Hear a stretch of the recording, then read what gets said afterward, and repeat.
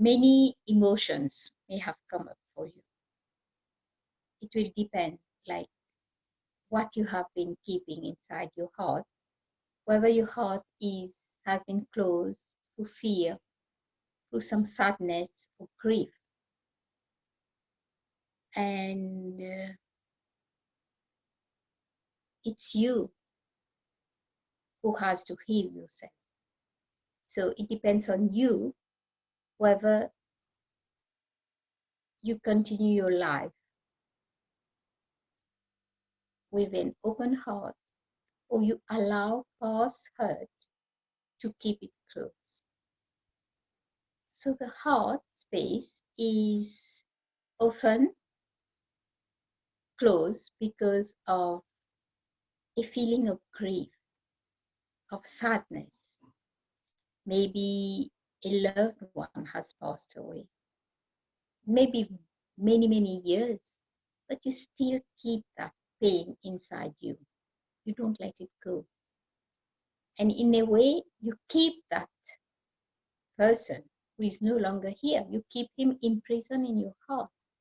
And in that way, your heart is already filled with something else. And often you don't allow like love to come into your life. And you tend to bounce back whatever new love is coming. So it's so important to let it go.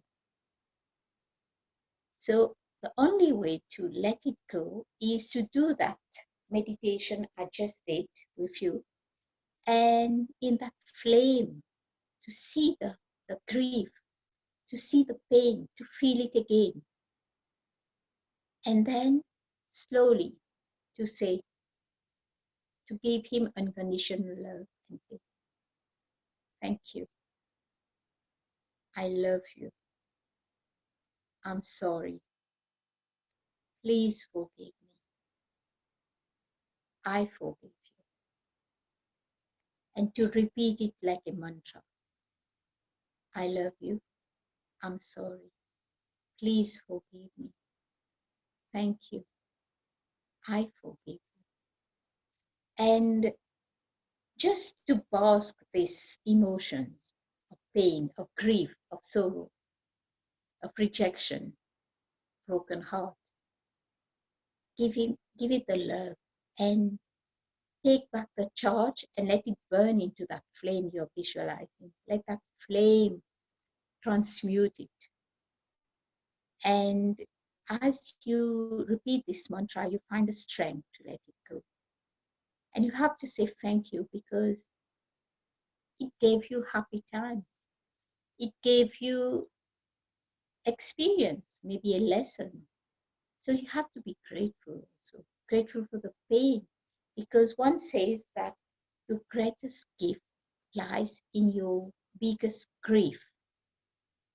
So you have to acknowledge that grief. You have to acknowledge that pain. And then you transmute it. Because you cannot just say, oh, I won't be sad. You have to work upon it. You have to transmute it. So it's not like it happens just like this. You have to keep doing it again and again and again. And until you feel that the pain is no longer that painful. Like you are more, you feel free from this attachment. That's a way of growing. That's a way of transmuting your lower energies. And the heart is hold the grief. So it's so important to do your grief work, your shadow work. And then only you can step into your heart and love yourself. Because often what happens is you don't love yourself. So you try to overcompensate by trying to love others. And the fact that you don't love yourself, you end up controlling others, like judging others, and trying to know best what is good for them, what will make them happy. So you end up being like a dictator, like really stiff, controlling the other person. It's your way of loving, of overcompensating your lack of love for yourself, your neediness. And often what happens, the other person, instead of feeling the love, they will feel suffocation and they will run away from you. That's the tragedy we see in relationships. Like the person may love you, but subconsciously she will feel or he will feel the vibration of um, neediness, and then he or she won't feel the love. It will run away. So that's why we see a lot of relationship being broken these days. And it's so important to do our grief work. It's so important to let go of this attachment and really acknowledge the pain, the grief, and find the wisdom of your grief. What is it telling you? And when you accept your grief as an experience of life, you don't run away, you don't suppress it anymore. You accept it, you honor it as an invaluable lesson, as a tool for you to grow, to become wiser. And Rumi said something. Rumi said that, Rumi, the great Sufi poet, he said that your heart has to be broken. Only when your heart is broken can the light enter, can the love enter. So we have to go through pain. We have been born on this earth. We have to experience pain also. We have to experience grief also. We have to experience death, death of a loved one, because no one is eternal. We came on this earth, and one day we have to leave this earth. And whether we'll be born again, come back in another body, but we have to experience both. So if you're scared of getting hurt, if you're scared of loving again because maybe your heart was broken, what you're doing is you're cluttering your heart, you're closing your heart, and you're creating stagnant emotions and preventing yourself to be happy, to allow love in. So this is so important. And the other thing is you have to start loving yourself. So loving yourself, putting yourself first. Find that inner child that was hurt, that felt rejected when he or she was a child. It's time to welcome the inner child in and to honor it. So stop breaking your own heart. Listen to your desires and honor it. Honor yourself. Fall in love with yourself. Do the things which makes you happy. Do the things which makes your heart sing. You got only one life, so it's better you live it passionately. You do the things you love. Why be unhappy and do so many things that you don't love? So you have to give yourself the priority and honor yourself. Honor your desires. You are valuable. You are loved by this beautiful creator who put you on this earth.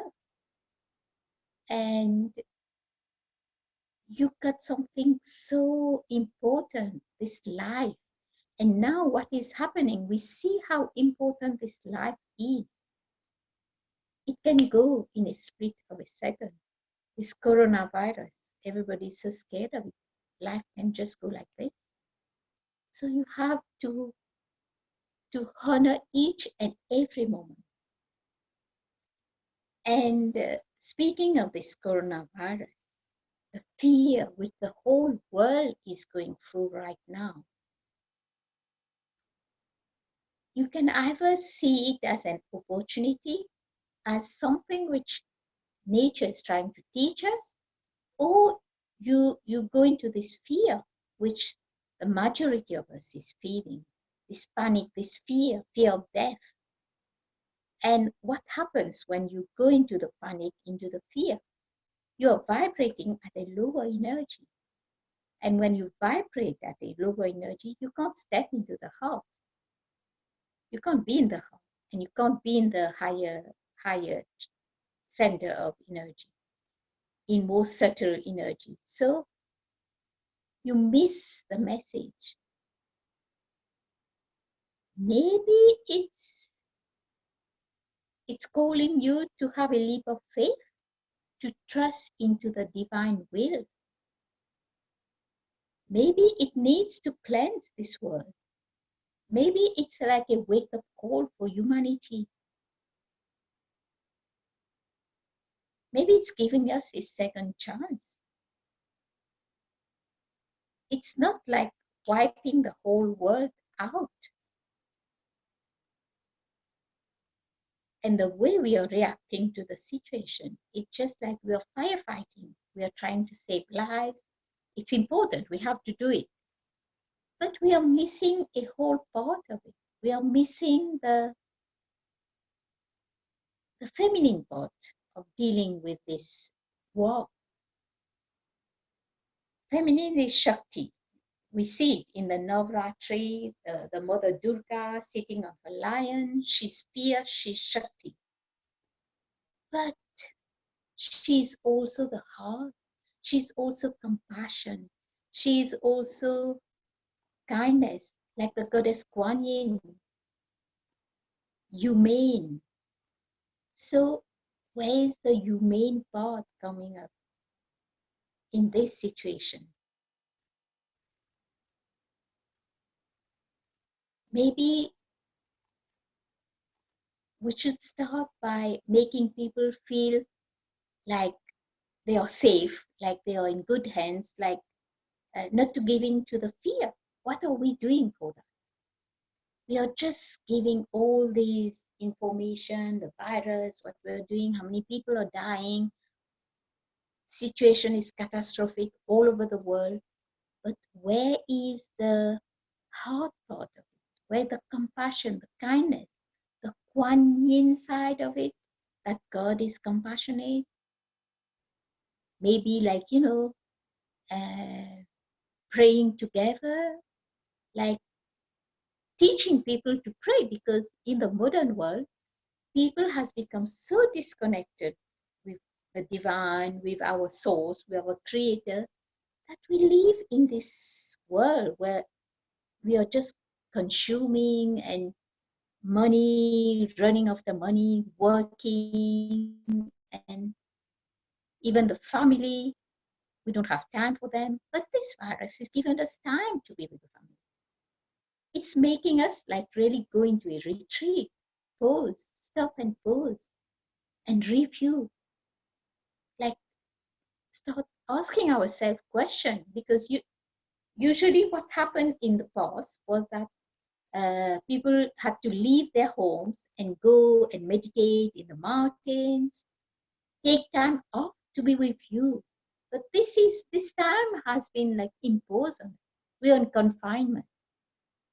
Okay, when we have our family, the confinement is how to be with the family, how to be with your child.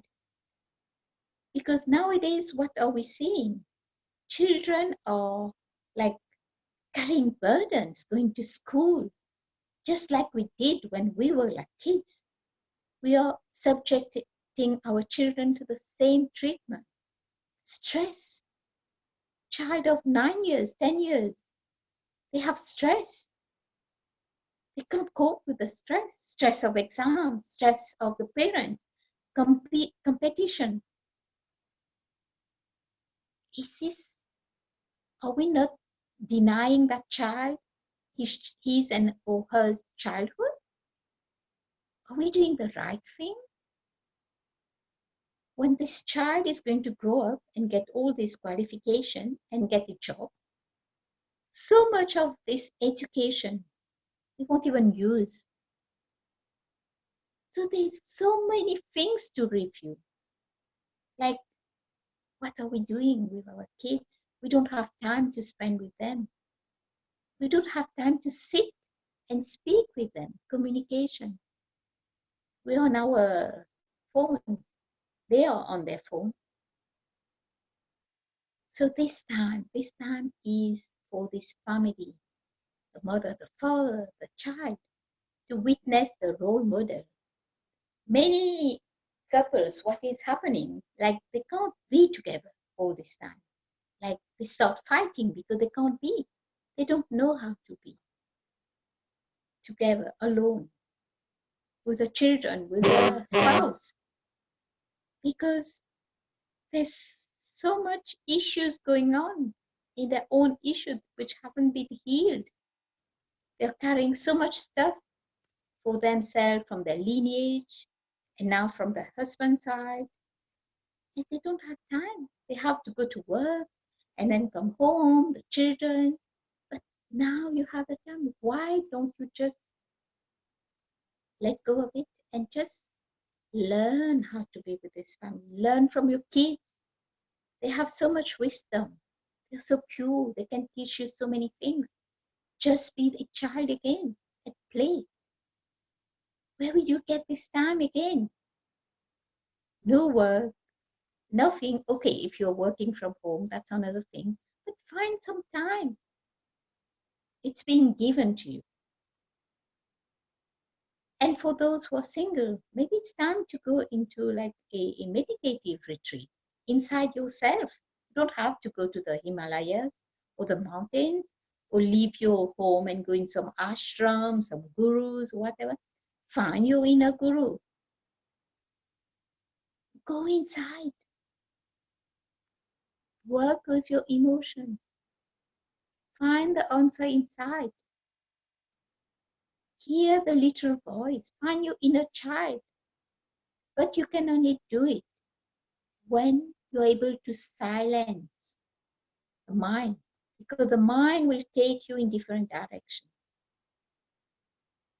It's time to be to sink into this space, into your inner you.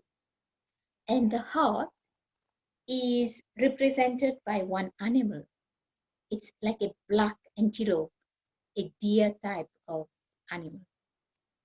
And the characteristic of this antelope, it's called kasturi in Hindi, is that all its life it goes running after a fragrance in the musk. It smells it and he's so like taken into it that he has to find it and he keeps running to find it. And then when it dies, it realized that the musk was inside himself.